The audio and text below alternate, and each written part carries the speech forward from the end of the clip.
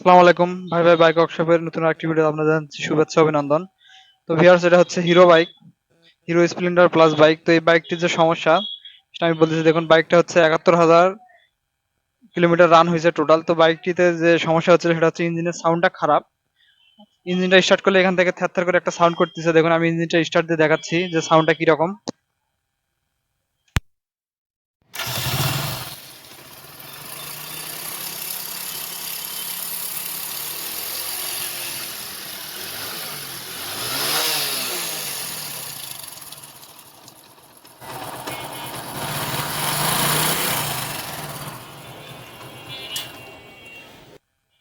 তো আপনারা হয়তো বুঝতে পারছেন ইঞ্জিনের এখান থেকে একটা বাজে সাউন্ড হচ্ছে। তো এখানে যে টাইমিং সেন আছে, টাইমিং সেনের এখান থেকে বাজে সাউন্ড হচ্ছে। তো এই বাইকটা টাইমিং সেন কিন্তু পরিবর্তন করা নাই। তো বাইকটা অনেকদিন চলছে, টাইমিং সেন্টার একটু দুর্বল হয়ে গেছে। তো যদি এরকম বাইকের সমস্যা আসে যে এরকম সাউন্ড খারাপ হয়, তাহলে কিভাবে আপনারা ঠিক করতে পারবেন সহজে, সেটা আমি আজকে আপনাদেরকে দেখাবো। তো আমি হচ্ছে সাউন্ডটা রিমুভ করে দিব। তো এখানে সাউন্ডটা রিমুভ করার জন্য আপনার যে এই বাইকটা যে, তো যেটা বললাম, এরকম যদি সাউন্ড খারাপ হয়ে থাকে তাহলে আপনারা কিভাবে ঠিক করতে পারবেন সে বিষয়ে বলবো। তো বাইকের টাইমিং সেন্ট পরিবর্তন না করে যদি এরকম সাউন্ড আসে, সেক্ষেত্রে দেখবেন যে হিরো বাইকগুলোতে যে আপনার টেনশনের স্প্রিংটা থাকে, সেই স্প্রিংটা যখন দুর্বল হয়ে যায় তখন কিন্তু এই ধরনের সাউন্ড আসে। তো স্প্রিংটা পরিবর্তন করে দিলে কিন্তু সাউন্ডটা চলে যাবে। সেই জন্য এখানে আপনার যে টাইমিং চেনে যে টেনশনারের নাটটা আছে নিচে দেখছেন 14 নাম্বার নাটটাই, যে এটা, এই নাটটা কিন্তু খুলে এখান থেকে ভিতর থেকে স্প্রিংটা বের হয়ে আসবে। দেখুন, স্প্রিংটা কিন্তু বের হয়ে আসলো। তো এই স্প্রিংটা একটু নর্মাল স্প্রিং। তো এখানে স্প্রিংটা পরিবর্তন করে একটা হার্ড স্প্রিং দিয়ে দিলে কিন্তু সাউন্ডটা চলে যাবে। তো আমি আপনাদের একটা হার্ড স্প্রিং এখানে ফিটিং করে দিব। দেওয়ার পরে আমি আপনাদের সাউন্ডটা দেখাবো, দেখবেন যে সাউন্ডটা একদম চলে যাবে। তো আমি স্প্রিংটা ফিটিং করি। আরেকটা বিষয়, যখন হচ্ছে আমরা বাইকের টাইমিং চেন পরিবর্তন করে দেই, যখন হচ্ছিল বাইকের টাইমিং চেন পরিবর্তন করা হয়, তখন কিন্তু এরকম আবার নর্মাল স্প্রিং দিয়ে দিতে হবে, না হলে কিন্তু ইঞ্জিনটা অতিরিক্ত গরম হয়ে যাবে এবং বাইকটা ভারী ভারী চলবে। তো অবশ্যই যখন হচ্ছে আমরা টাইমিং চেন পরিবর্তন করবো, তখন এরকম হালকা স্প্রিং দিয়ে দিব। আর যখন টাইমিং চেনের বয়স বেশি হয়ে যাবে, তখন এখানে হার্ড স্প্রিং দিয়ে দিলে সাউন্ডটা চলে যাবে ইনশাল্লাহ।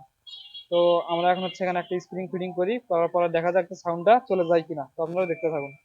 এটা হচ্ছে আগের যে অরিজিনাল স্প্রিংটা ওইটা। তো আমরা এটা পরবর্তীতে এই স্প্রিংটা লাগাবো, এটা একটু হার্ড। তো এই স্প্রিংটা লাগালে কিন্তু হচ্ছে আপনার বাইকের সাউন্ডটা কিন্তু রিমুভ হয়ে যাবে। আর পরবর্তীতে আমরা যখন টাইমিং চেন পরিবর্তন করে দেবো, তখন এরকম একটা নর্মাল স্প্রিং দিয়ে দিলে কিন্তু হয়ে যাবে। তো নতুন অবস্থায় কিন্তু আপনার এই ধরনের স্প্রিং দেওয়া যাবে না, সেক্ষেত্রে কিন্তু ইঞ্জিন অতিরিক্ত হিট হওয়ার সম্ভাবনা থাকে যায়। তো আমি হচ্ছে এই স্প্রিংটা এখন ফিটিং করবো, করে বাইকটা স্টার্ট করে দেখাবো যে সাউন্ডটা চলে যায় কিনা।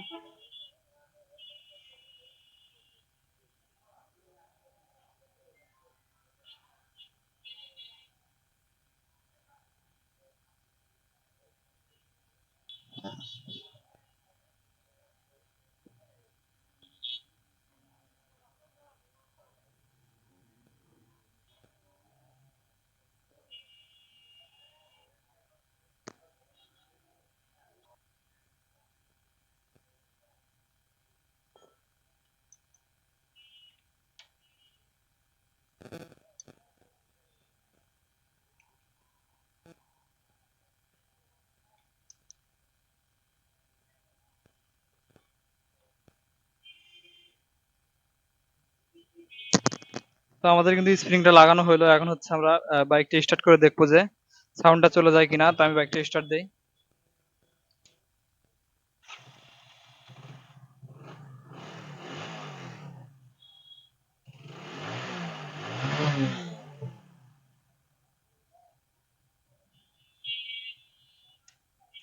হ্যাঁ? তো এখন কিন্তু আর এই বাইকটাতে আগে যে সাউন্ডটা ছিল, বাজে সাউন্ডটা, ওটা কিন্তু নেই, ওটা কিন্তু এখন চলে গেছে একদম। তো আমি আপনাদের সাউন্ডটা শুনিয়ে দিব, ভালো করে শুনবেন। আর হচ্ছে আজকের ভিডিওটা এই পর্যন্ত। ভিডিও যদি ভালো লাগে তো অবশ্যই লাইক কমেন্ট করবেন এবং চ্যানেল নতুন দর্শক হয়ে আসলে চ্যানেলটা অবশ্যই সাবস্ক্রাইব করবেন। তো এখন হচ্ছে আমি আপনাদের সাউন্ডটা শুনাই, দেখুন যে সাউন্ডটা কিরকম হলো এখন।